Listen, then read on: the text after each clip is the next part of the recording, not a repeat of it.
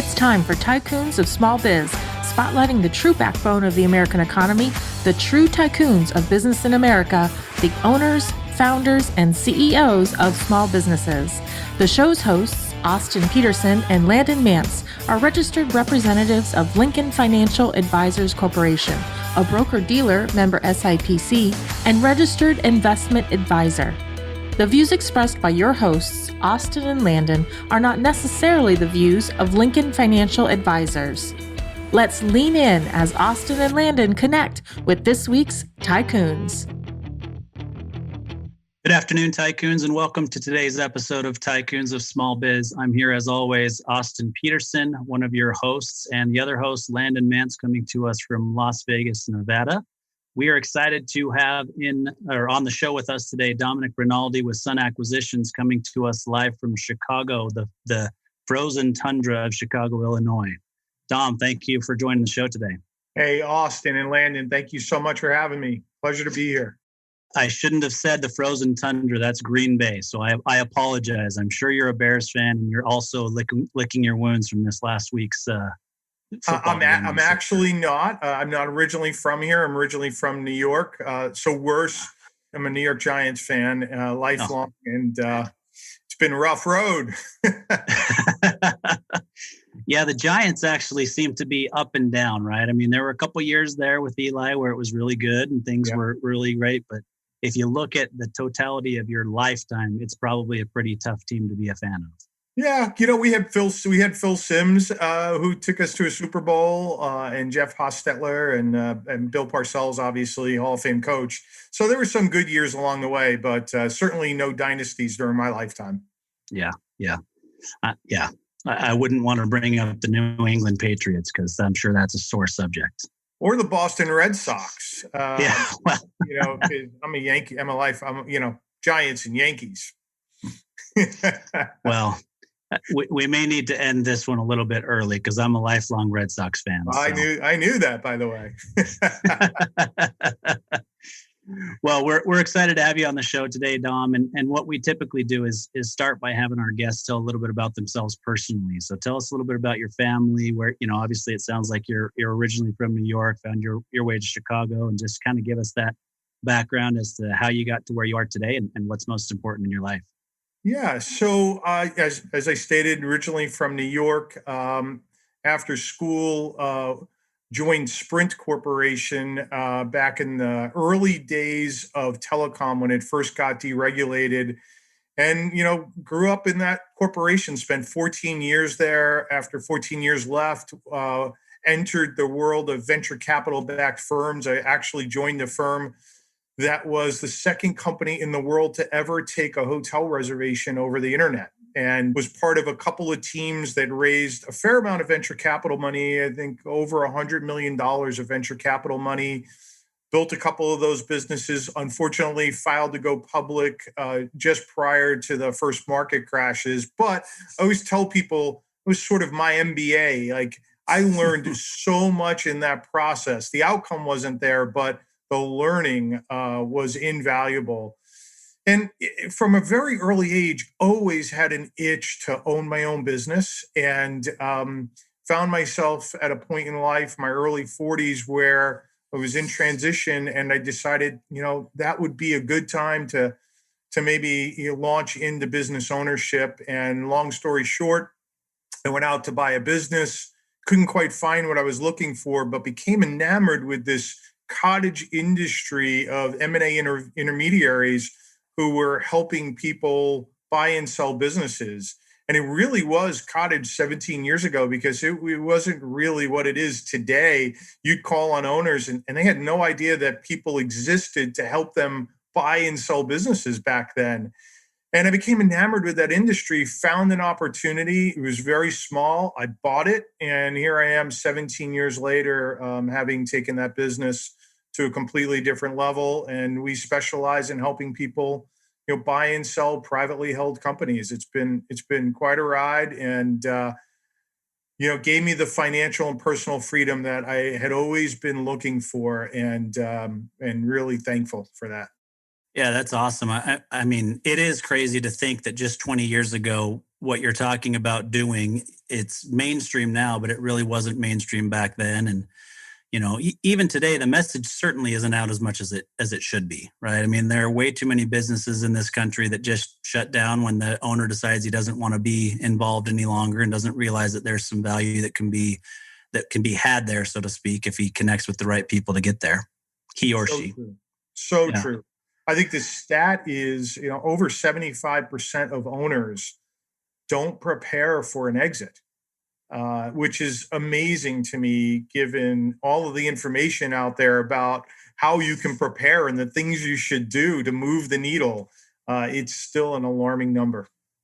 Yeah, it is. And Landon and I see it every day in our business as well. I mean, our main focus is helping those business owners prep for that eventual exit. So growth and exit and be ready to, exit in a tax efficient manner is what we do every day. And obviously we involve people like yourself to help along the way with that as well.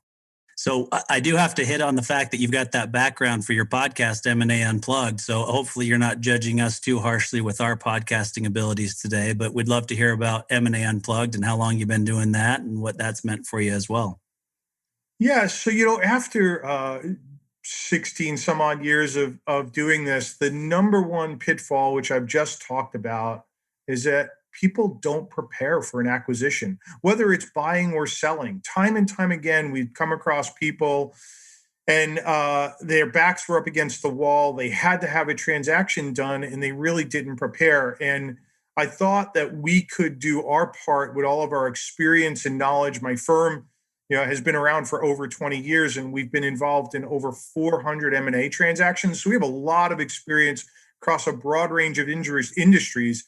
I thought we could take all that knowledge and experience and help educate business owners and entrepreneurs about how to be prepared. And in thinking about how we could do that in a really broad way, podcasting really came back to us time and time again. And so about 18 months ago, we launched M&A Unplugged with the sole purpose and mission of helping people get smart about what it takes to really exit a business so you can maximize your returns and minimize your risks. And if you're looking to buy, how you can really be prepared so that when you do make that acquisition, you've got peace of mind around, consummating that transaction. And it's been a great ride. I don't know exactly what your experience has been podcasting, but it's brought me so many other things.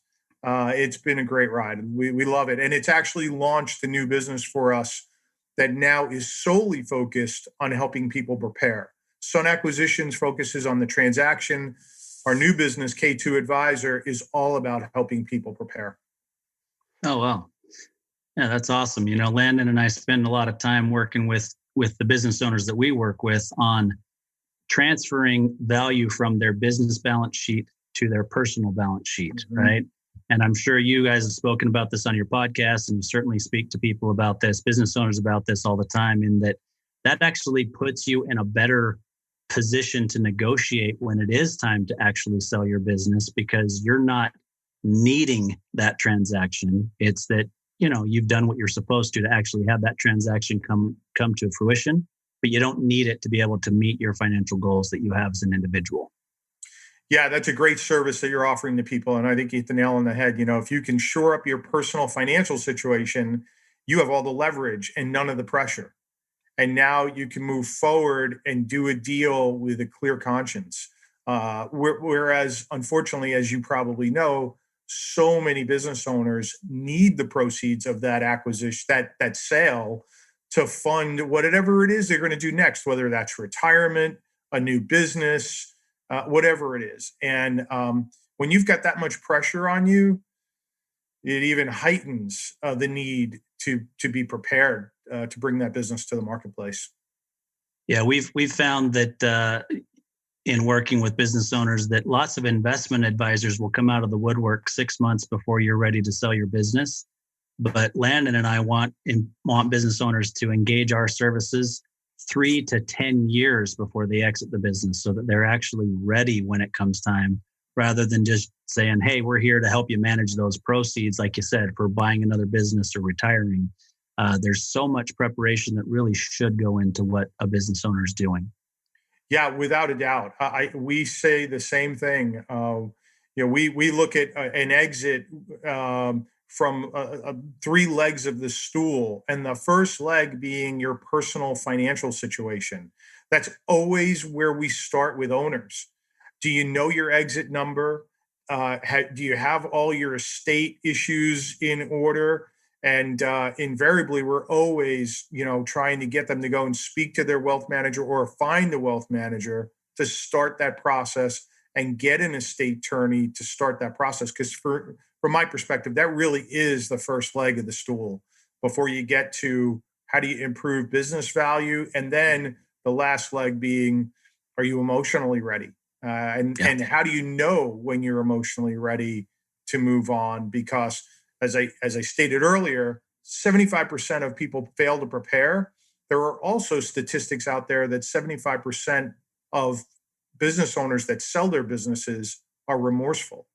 And it had nothing to do with how much money they received for the business, and everything to do with they weren't really prepared for the next stage of life. So preparation is not just about the business, which is what we focus on, but it's got, like you said, your piece, which is, are you financially ready? And then the back end piece, what happens the day after you sell the business? Do you have something to go towards? After that day after, when your phone stops ringing and people stop depending on you, and this role that you have assumed for 1, 2, 3, 4 decades all of a sudden evaporates into thin air. I mean, it's just almost something you just can't plan for, because there just isn't anything in the world that you can do to mimic that feeling and that experience. And it's powerful. Yeah, it is. Yeah, you got a void there. And if you haven't built a plan well in advance of how you're going to fill that void, and I have some friends that are going through this personally, where they built really substantial businesses and sold them, and they're young. I mean, I'm in my late 50s, and my friends are about my age, and they just didn't have the next thing, and they've been scrambling for the next thing, and it's hard. I mean, late 50s is still very young, and there's a lot still for these folks to contribute to the world, and now they're scrambling to figure it out. Yeah. Well, I am very, very excited to have you on for multiple reasons, personal as well. We've had a lot of people on the show that have helped talk us through more the sell side, right? We've had some attorneys and some business consultants and an exit planner, and they have been wonderful guests, and we've learned a lot from them and had some great experience with them. But we haven't really talked a lot about the acquisition side. So I'm super excited to dig into that with you. And if I understood what you said, the business that you currently own and manage right now, did you say that you actually purchased that business? I did. Okay. Yeah. Very cool. Yeah. So one of the things that we wanted to pick your brain on, that we know for sure our listeners will get a lot of value from, is talking about, how do you maximize the value, reduce the risks, not when you're selling a business, but when you're looking to acquire one. Yeah. I have to tell you, it's a great question, because a lot of the conversation around this usually does center around sellers, and then not enough attention goes to buyers. It's such an important topic, because I've been speaking a lot recently about the merits of buying an existing business versus starting one from scratch.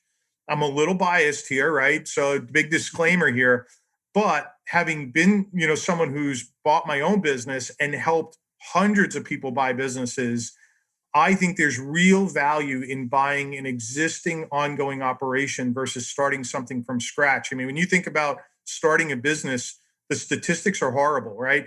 Over 50% failure rate inside of 3 years. You get out to 5 years, you've got an over 75% failure rate, and you weren't bringing in any income along the way. So you were having to self-fund your lifestyle, the business, trying to figure everything out. Whereas if you buy an existing business, if you buy the right one for you, it should be turnkey, right? You're getting revenues, you're getting clients, trained employees, a product that's proven in the marketplace, vendor relationships, and the list goes on and on. So while it may cost more to buy an existing operation, you're paying yourself an immediate return because you can analyze historical performance. So that being said, folks that are looking to acquire a business, so important to start by taking an inventory of yourself, what you like to do, what you don't like to do.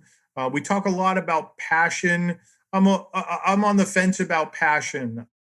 Passion for me comes down to not so much the business that you own, but the tasks that you're going to perform day in and day out.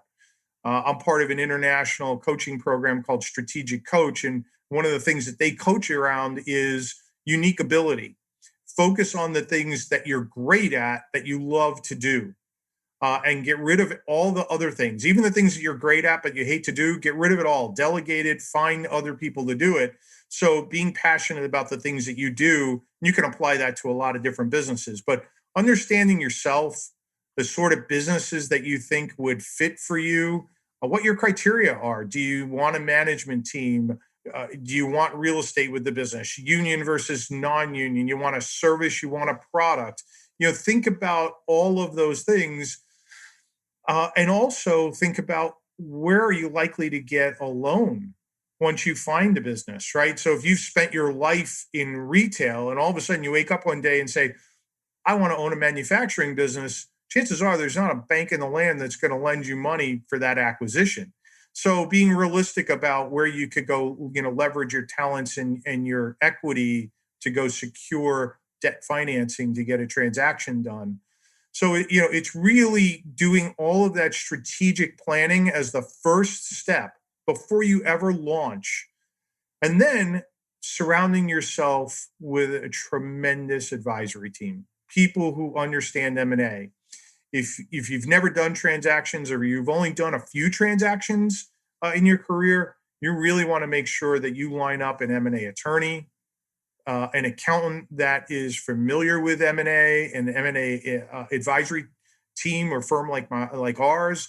So really getting yourself surrounded with folks who can give you great advice, and make sure that you don't fall into the common pitfalls that are so common in these deals. And there's a ton of pitfalls when you acquire businesses. So having the right team and building the right strategy, for me, is the starting point. Yeah, absolutely. That is some invaluable advice. So you mentioned pitfalls. I want to dig into that, and I want to talk about, in your experience, how do you guide people to help them, maybe ensure is too strong of a word, but to ensure they don't buy the wrong business. So I definitely want to dig into that a little bit more. But you just said something that I wanted to comment on, and now it's slipping my mind. So anyway, can you expound upon that a little bit? Help us and our listeners understand, what do you need to look out for? What are some things that you need to consider? What do you need to do to make sure that if you're going to go out and buy a business, that it's going to be the right fit for you and for what you're looking to accomplish with it? Yeah. So, obviously understanding what your goals and objectives are long term, right? What kind of business you want to operate. Are you going to hold it for a long period of time? Do you have kids that maybe you'll bring into the business somewhere down the road?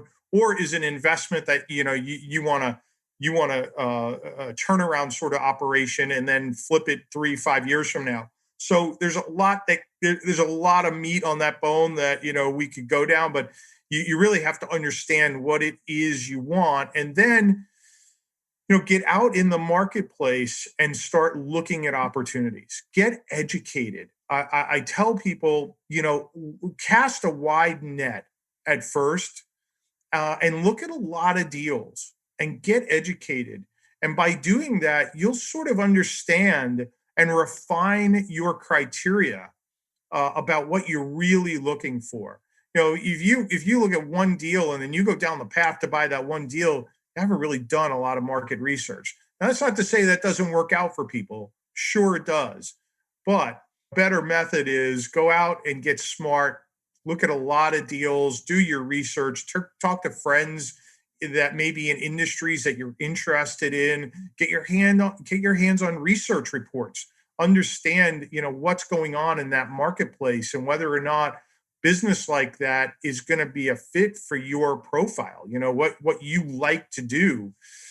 And then when you do decide that, you're going to get serious and you narrow it down to a sector or an industry or a couple of industries, go out and start networking. Talk to intermediaries like myself. There's a lot of business for sale websites out there that you can start looking at deals on. But I also think the real value is going out and networking and trying to get in front of owners of businesses. And that's one of the things that we coach people on, or we do it for them.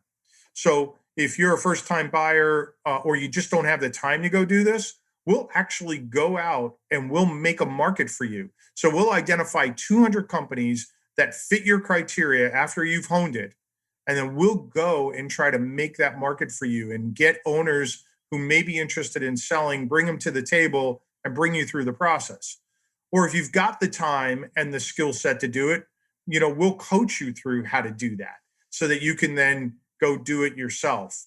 And I think that's really where there's tremendous value in the marketplace, especially right now. Believe it or not, this is a seller's market. And I know that may sound a little crazy given what's gone on with COVID, but there are so many buyers in the marketplace because of the low interest rates and all the money on corporate balance sheets. So if it's a company looking to acquire, there's a lot of leverage there for them. Or if you're an entrepreneur, you have a small investor group, chances are maybe you've been downsized or furloughed, or your job has changed so dramatically that you're getting pushed to go out and maybe acquire a business. And we're seeing so many of these people right now. So there's a lot of competition for the few businesses that actually hit some of those business for sale websites, which is why I say going out and creating your own market is really where the value is in acquisitions. Yeah. Super, super interesting. Maybe just before we move on from that topic, what are maybe one or two resources that you could point people to look at deals, to do further research into different markets, anything like that?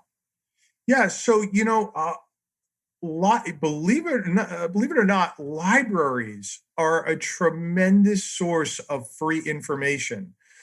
Sometimes the libraries with your membership will give you access to research platforms completely free, that companies like ours pay thousands and maybe tens of thousands of dollars for every year to get access to. So I always tell people, go to your library, find out what digital assets are available through your membership and see if you can access some of that stuff. So for example, Reference USA.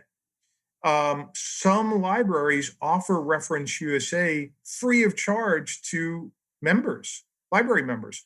Well, we pay thousands for access to that on an annual basis. And you could see companies, who the owner is, how many employees, their annual revenues. You can get a lot of information from Reference USA.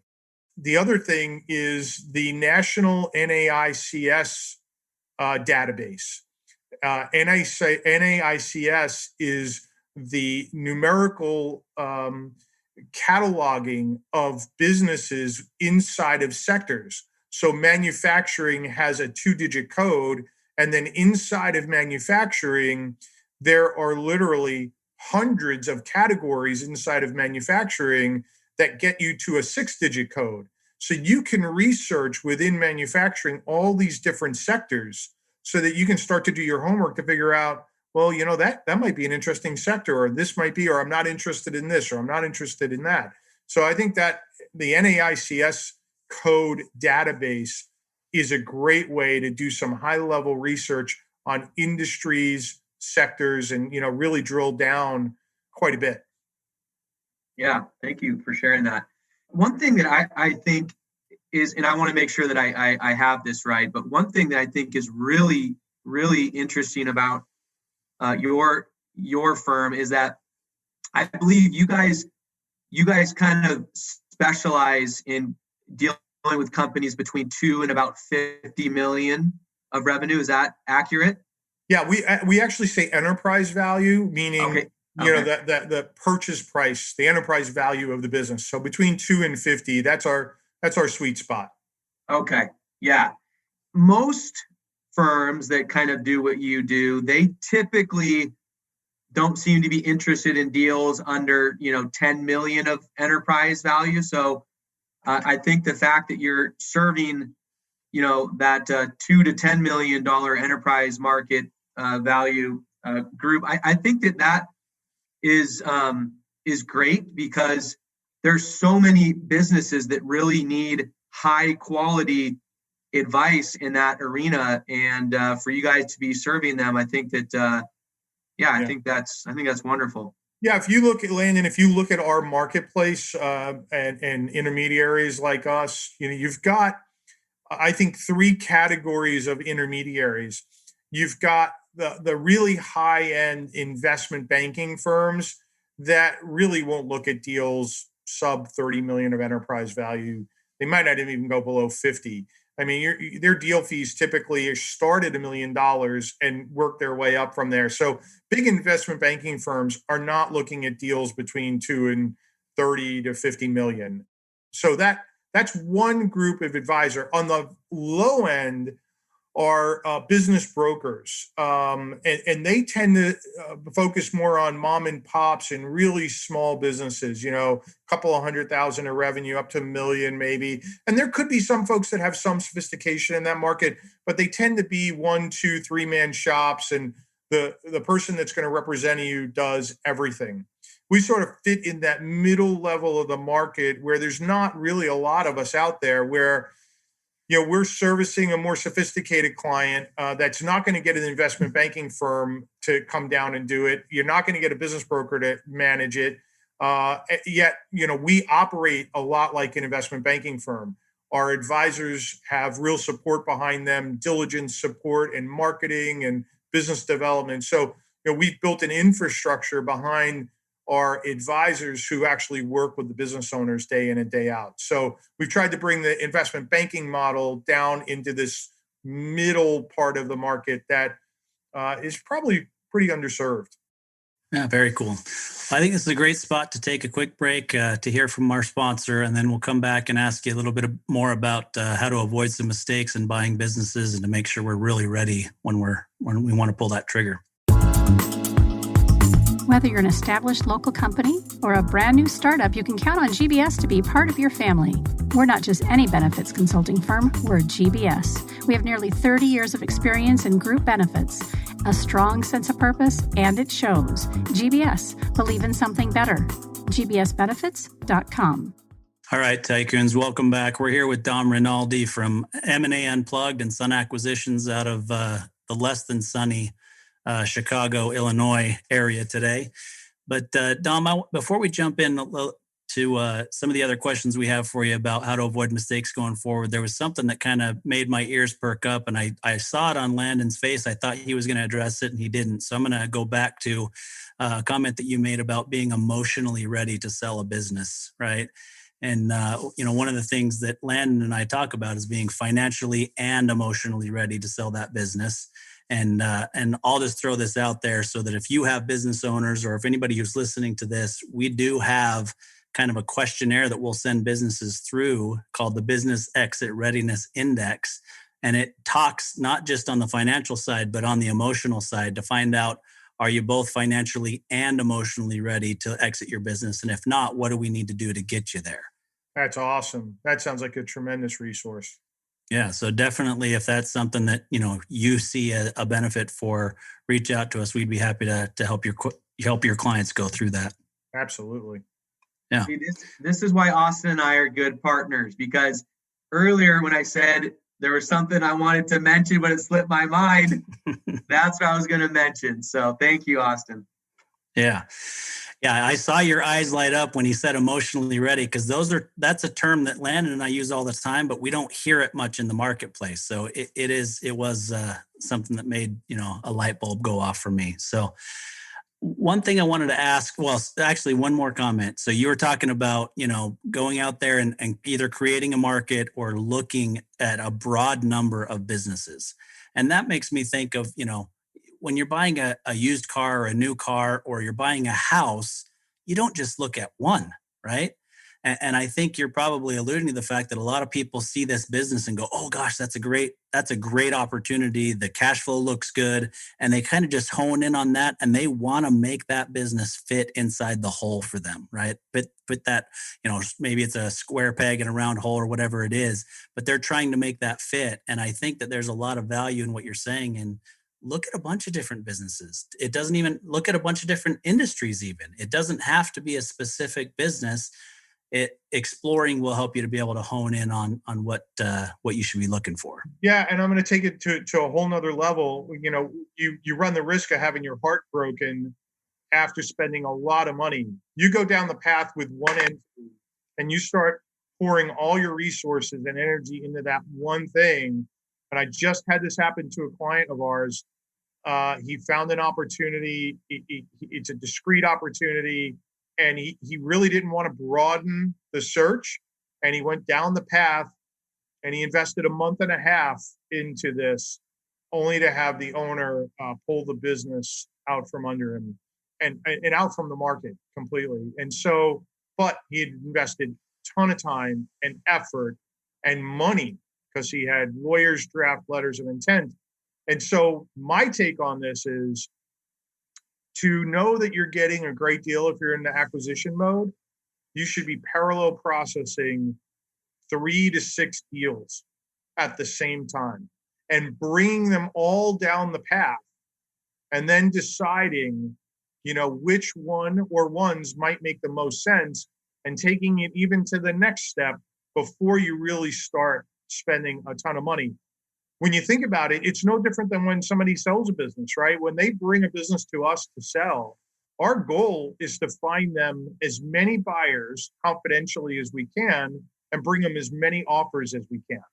So they have leverage and they can court the buyers and figure out who's the best fit. And it's, by the way, not always about the highest purchase price, because there's so many other deal terms that go into it. But they now have all the leverage because there's multiple buyers bidding for their business. When you're a buyer, I wouldn't approach it any other way. You should be looking to do the same thing.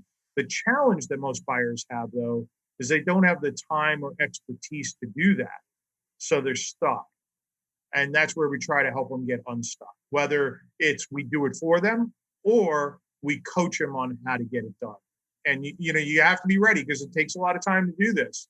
But that is really the best way to go get the best value in the market. Yeah. So, I mean, you kind of hit on it there, the importance of working with an advisor like yourself or an intermediary like yourself to help find this business. But maybe expound upon that a little bit. I mean, why do you think it's really important for somebody who's looking to buy a business that they engage a firm like yours to help them find the proper business and really avoid the mistakes that are possible in buying the wrong business? Yeah, and so I mean, just to make sure I'm making my comments clear. Yes, we do recommend, if you haven't done this before, you probably should look at hiring us. Not everybody can afford to hire us, which is why we have another service where we'll coach you through how to do it. So we're sort of teaching you how to do what we do, but then you have to be able to go out and execute on that. But regardless, get the real advice here is have experts behind you that know how to do this, right? When people retain us, they retain us because they just don't have the time to go do it.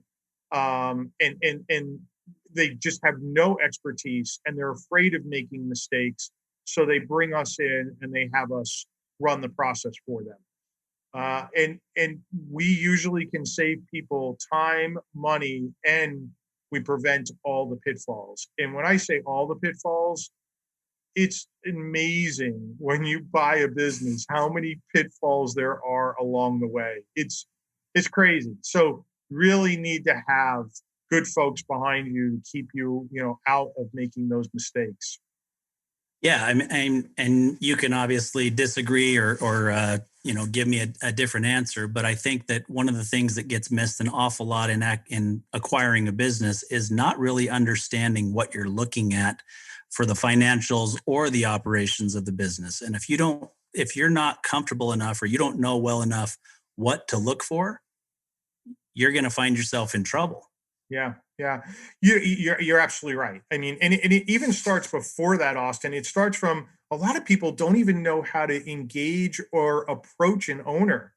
Questions to ask them, how to do discovery, how to build rapport with an owner, which is critically important to getting deals done, building rapport with the owner of the business, and then how to look at financials, how to normalize them, how to value the business, looking at like transactions in that industry to understand, are you making a market offer, and what sort of terms should you be offering? So it's not just so much the purchase price, but are you going to cash the seller out? Are you going to ask the seller to carry a seller note? Is there going to be an earn-out component? Are there carve-outs?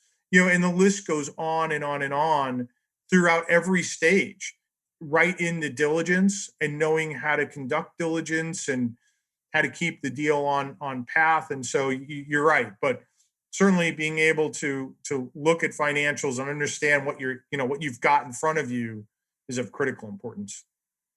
Yeah.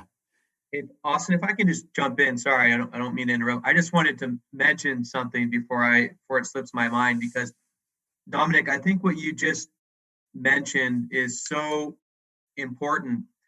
And really, I actually just finished listening to this book on tape. It's called Buy, Then Build, and it's by a guy named Walker Diebel.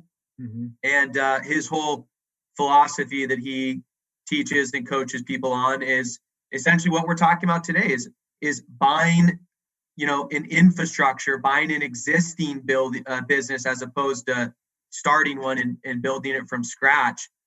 And I think what you said about when you're approaching a seller, and I kind of had this mindset shift because I'm starting to think about, buying a business myself outside of what I do.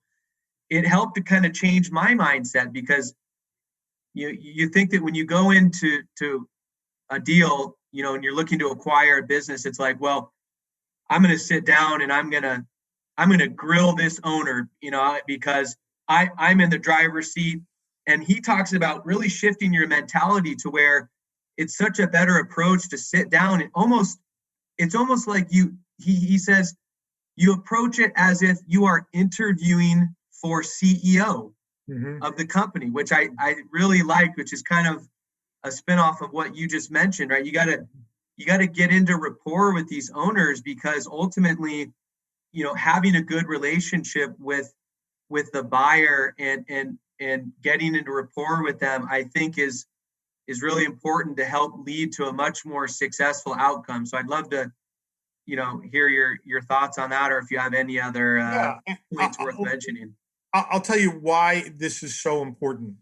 Every deal hits speed bumps. Right now, I've been doing this 17 years. The business has been around for over 20 years, hundreds of deals. I haven't seen a deal in all of my years that doesn't hit a speed bump. And in many cases, they hit many speed bumps. If you don't have a level of rapport between the buyer and the owner of that business, so that when there's a speed bump, those two people can come together and work through the speed bump. If there's an acrimonious relationship, you're never going to get past the speed bump, ever. So your deal is dead on arrival if your position going in is, I'm in the driver's seat as the buyer, seller's got to prove themselves to me. That's just not the way to approach it. You need to have the rapport. You're going to hit speed bumps, and you need to be able to work through that. Now, there are some speed bumps that are material that probably should kill the deal, but many are not material. They just need to be understood, and maybe there's a renegotiation of the deal, or there's a change in the structure because of that speed bump. But you need to have the ability to talk mano a mano with the owner and be able to get past it. And here's the other reason why rapport really matters. Post-transaction, you might need that seller somewhere down the road, because you might hit something in the business that you haven't seen or the employees can't help you with. You need to be able to pick up the phone and call the previous owner and say, hey, listen, this has happened. In the 20 or 30 years that you own the business, did this ever happen or anything like it? And what advice would you give me? You have a great relationship with that owner. They're going to pick up the phone. They're going to talk to you. They're going to do everything they can to try to help you, because that's their legacy. Whereas if you have an acrimonious relationship, chances are they're not going to pick up that phone and they're not going to care. So really matters that you have good rapport between the parties. Yeah, I couldn't agree with you more there. I mean, some of the training that Landon and I have recently gone through in helping businesses exit, one of the guys that taught some of the classes that we took used the terminology that both sides should be equally unhappy when the transaction's done. I'm not sure I like that, but you get the point, right? Whether it's equally unhappy or equally happy, or it makes me think of Stephen Covey, where it should be a win-win-win scenario, right? And that's, it couldn't be any more true, right? Because you're absolutely right. There could be something that comes up after the fact, and you want to be able to call that owner and say, did you ever see this? Right. They're selling you, like you said, their legacy. They want to give you something that's good. They want to receive fair compensation for it. But you, as the acquirer, you're buying that business based on what you believe it can do in terms of future cash flows and future opportunity for you. You're both on the same page. You're both trying to accomplish the same thing. There's no reason for it to be, like you said, acrimonious or confrontational. Absolutely. That's right. And, and not to bolster our position in these deals, but being an intermediary, sometimes we can help the parties get through that, right? We can deliver bad news. We can handle the bad news. So there's a buffer that allows that rapport to, remain while we work through whatever the speed bump is, because they're going to happen. They absolutely are going to happen. Yeah. So I'm going to ask you a question on Landon's behalf. So Landon just said that he's looking at a potential acquisition of a business. He's looking at something completely outside of what he does or what we do in our practices. So if you're taking Landon, for example, and you're saying, I think I want to buy a business. I've got some money. I'll probably finance some of it, whether it's seller financed or I do bank financing or an earnout or whatever. What's step one for Landon to prepare himself for that opportunity?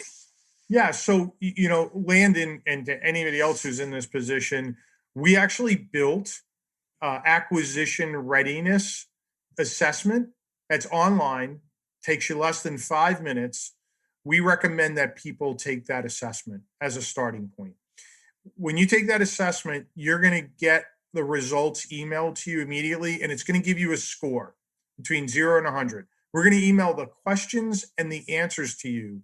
And it's going to be pretty obvious based on the questions that we asked you and your answers, where the gaps are in your acquisition strategy and the things that you should be addressing before you ever get to market. And so, Austin, the reality is that those starting points or the things that people need to address are different from person to person, right? Depending on their skills and their background and what they've done. And so this assessment is designed to highlight the really high level key parts that somebody needs to be prepared for. And if they're not, then we recommend, let's do a consult and let's talk you through what you need to do to close those gaps and get prepared. And I really believe strongly that, spending that time up front before you actually get out there and start searching for businesses is well worth your time and your effort.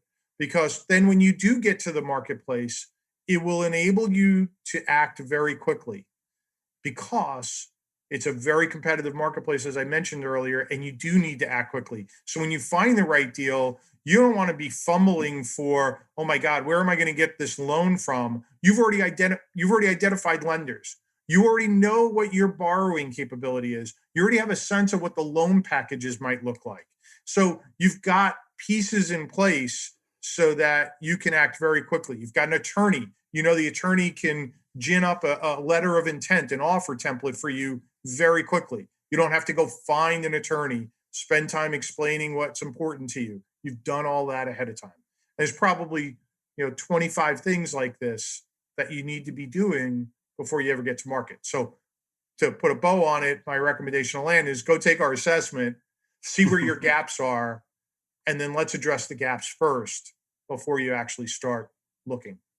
Yeah, I love that. You're preaching to the choir here. It's kind of like the business owner that approaches his CPA and says, "Hey, I just sold my business. Can we do some tax planning work now?" And it's like, no, sorry, it's too late. You have to do that stuff on the front end to be able to be, strategic and tactical in implementing stuff. And so, yeah, right. We love that. So we're starting to press up against time here, but I want to make sure that we chat about something here for a couple minutes. So you talk about having a self-managing business, without having to start from scratch. So what does that mean? And talk to us a little bit about that, if you would, please. Yeah. So what's a self-managing business? A self-managing business is a business that can operate without the owner's direct involvement in any of the operations on a day in, day out basis. Why is that important? Why is that something that you should be shooting for, right? We all own businesses because we want to run them. That's great. But the more that you're a cog in the wheel in any part of the day-to-day operations, the less valuable your business is in the marketplace. And the simple reason for that is that introduces risk for the new owners of that business. Now that means that the owners have to come in and actually perform a task that you're performing today without all the experience and knowledge that you have over however many years you've operated the business. That introduces risk. Whenever there's risk, values go down. So the most de-risked sort of transaction is when the owner can sit above the business and work on it strategically and not be required to do anything in the business day in and day out. And it's a really hard thing to do. And it takes time. It's not going to happen day one, but it should be something that you work towards every day, every month, and every year. And when you get there, I promise you the rewards are pretty amazing. I actually operate a self-managing business, and it is so much fun. I get to do the things that I love to do every day, and I don't have to worry about being a cog in any of the wheels day in and day out. But 10 years ago, I couldn't have imagined that. I was the rainmaker of our firm. And I realized that, I had to take some of my own medicine here and start to build my own self-managing business. And it took me a long time, finding the right people that you trust, that you can train the right way, that are going to make the decisions the way you make them, or make them in a way that's going to enhance the business, right? So maybe it's not your way, but it enhanced the business, right? So maybe their way, but it enhanced it. It's hard, but it's well worth the effort. Yeah. It sounds like you're kind of helping them to shift their mindset a little bit from the business owner that wears 17 different hats to really approaching their business as an investment, right? If I go out and I buy a stock, right, and I add that stock to my investment portfolio, I have nothing to do with the business operations. I don't make any decisions. I just sit back and hopefully watch it grow, right? And to be able to get to a point like that in your business, I'm not there in my own business, so I don't know the direct feeling, but we do coach people and try to help people understand kind of what you're referring to is de-risking their business, because as one guy puts it, this guy, Josh Patrick, he's a guy in our space that does a lot of work with business owners. And Josh talks about making yourself operationally irrelevant. Mm-hmm. And I love that term, because when you get to that point in your business, things that it does and the impact that it has on your business from a valuation standpoint is pretty phenomenal. Yeah, with no doubt about it. I'd say it's one of the top things the owner of a business can do to increase the value of their business. Yeah. I'll ask one follow-up question, Austin, and I'll pass it back to you.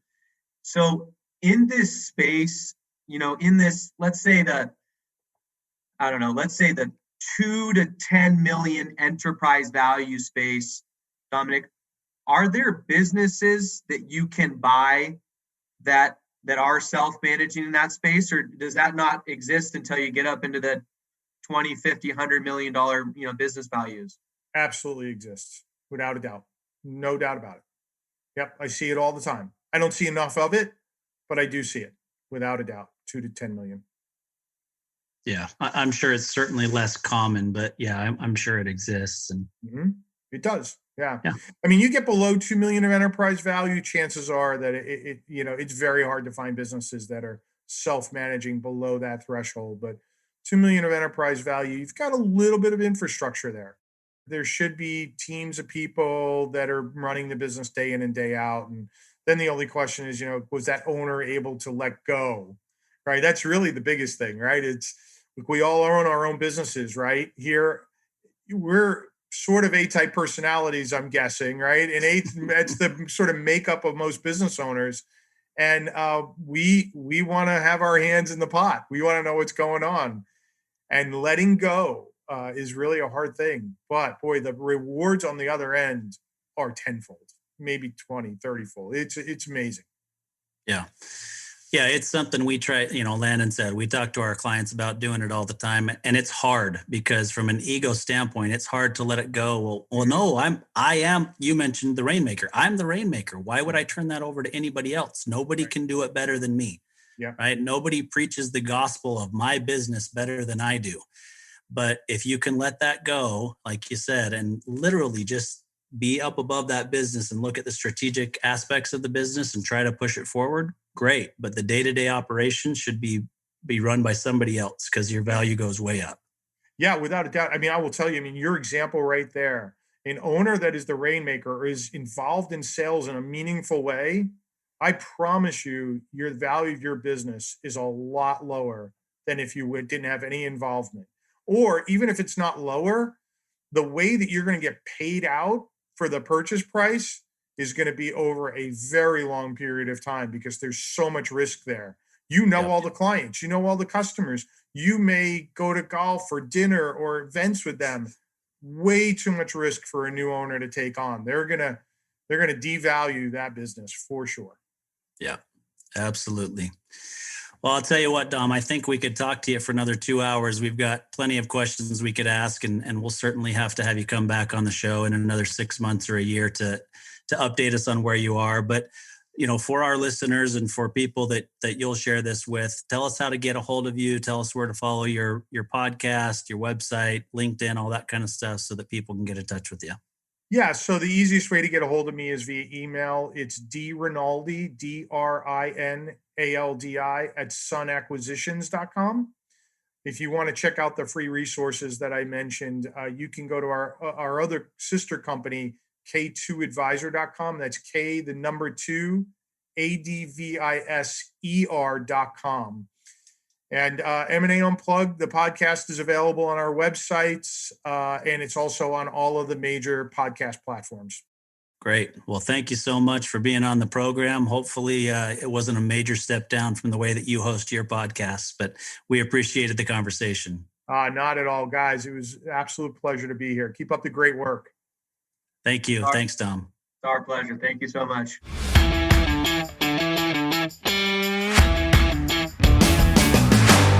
You've been listening to Tycoons of Small Biz, proudly hosted by Austin Peterson and Landon Mance. Austin and Landon are comprehensive financial planning professionals specializing in financial, estate, and succession planning for small business owners. Austin and Landon have offices in Scottsdale, Arizona, and Las Vegas, Nevada, and represent clients in 14 states throughout the country. Join Austin, Landon, and the Featured Tycoons live every Tuesday at 1 p.m. right here on Business RadioX and your favorite podcast.